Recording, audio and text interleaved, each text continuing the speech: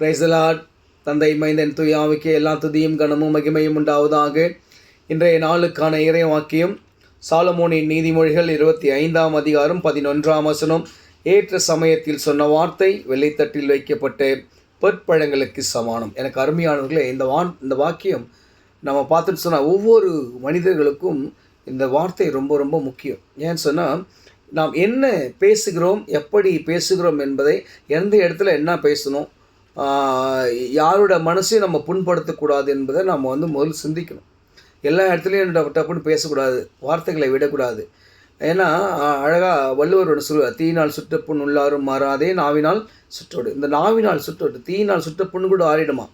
ஆனால் சொன்ன வார்த்தையை நம்ம என்ன பண்ண முடியாது, திரும்ப அதை வாங்கி கொள்ள முடியாது. அதனால் பேசுகிற வார்த்தை கிறிஸ்துவுக்குள் பிரியமுள்ளதாக இருக்கணும்.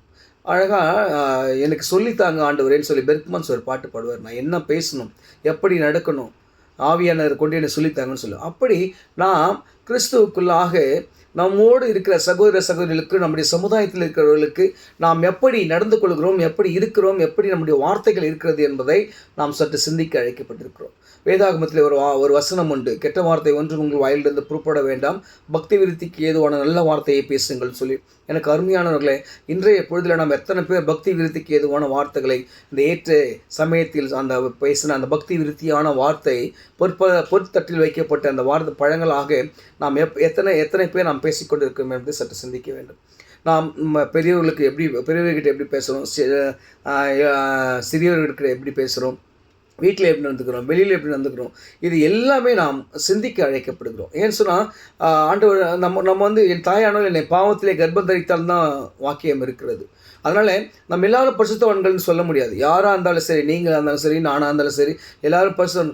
ஏதாவது ஒரு விஷயத்தில் நம்ம அந்த கோபத்தின் மிகுதியாலே நாம் வார்த்தைகளை விட்டுருப்போம். அப்படி விட்டுட்டோம், அந்த வார்த்தைகளை நாம் சொல்லியிருந்தோம் சொன்னால், நம்ம பண்ண வேண்டியது என்னன்னு சொன்னால், முதலாவது போயிட்டு அவர்களோடு ஒப்புரவாக வேண்டும், அவர்களிடத்தில் நாம் மன்னிப்பு கேட்க வேண்டும்.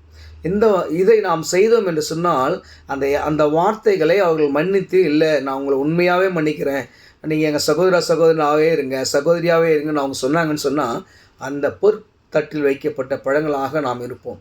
ஏன்னு சொன்னால், நம்முடைய தவறுகளை உணர்ந்து நாம் அறிக்கையிடும்போது கர்த்தர் நம்மளை மன்னிக்கிறார். அதனால் நீங்கள் கூடுமானவர்களுக்கு பக்தி விருத்திக்கு ஏதுவான வார்த்தைகளை பேசுங்க. கர்த்தர் உங்களை ஆசீர்வதித்து உங்களை பெருக பண்ணுவார். ஆமென்.